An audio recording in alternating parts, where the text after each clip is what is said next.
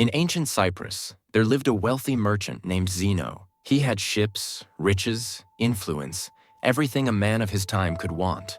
But fate doesn't ask for permission. On a voyage across the Mediterranean, his ship sank, dragging all his cargo and fortune to the bottom of the sea. In one night, Zeno lost everything. Now ask yourself, what would you do if your entire life's work vanished in an instant? Most of us would rage. Some would fall into despair. Others would curse life itself. But Zeno, he did something different. He rebuilt, not with money, but with philosophy. That wreck at sea became the foundation of Stoicism, one of the most enduring schools of thought in history. Why Stoicism matters today. Think about how fragile we've become.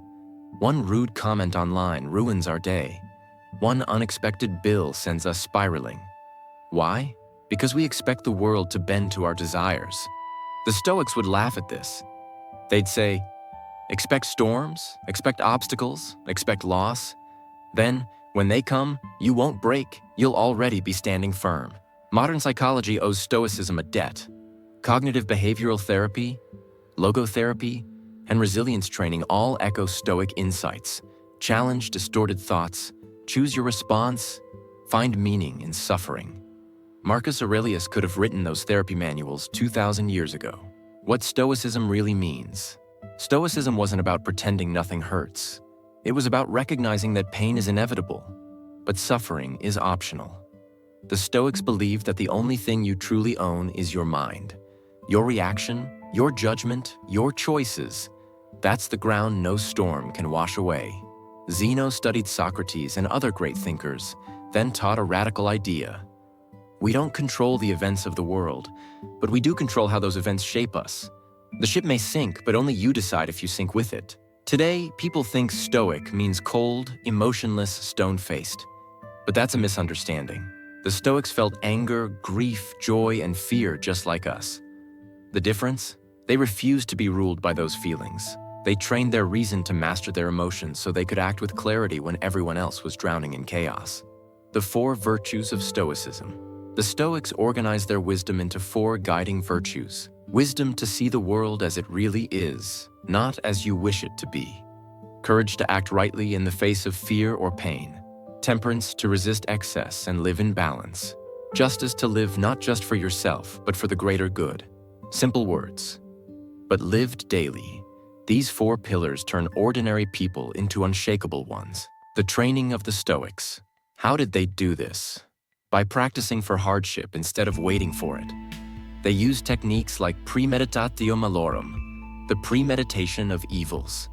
Every morning they imagined worst-case scenarios, betrayal, poverty, sickness, even death.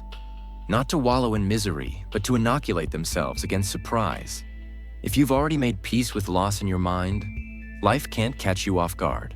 They also practiced voluntary discomfort, sleeping on the ground, wearing simple clothes, eating only bread and water, not as punishment, but as preparation. The Stoics reminded themselves, if I can endure this, I can endure anything. Gratitude grows stronger in discomfort than in luxury. Lessons from Stoic masters. History gave us Stoic role models across every walk of life. Epictetus, born into slavery, who taught that even chains cannot imprison the mind. Seneca, an advisor to emperors, who wrote about resilience while navigating exile, betrayal, and plots against his life. Marcus Aurelius, emperor of Rome, who ruled an empire by day and wrestled with his doubts in a private journal by night. Even modern figures leaned on Stoicism. Nelson Mandela spent decades in prison, yet emerged with dignity instead of bitterness, echoing Epictetus's truth that you may control a man's body, but never his mind. The captain's wheel. So why does this matter for you right now? Because life hasn't changed.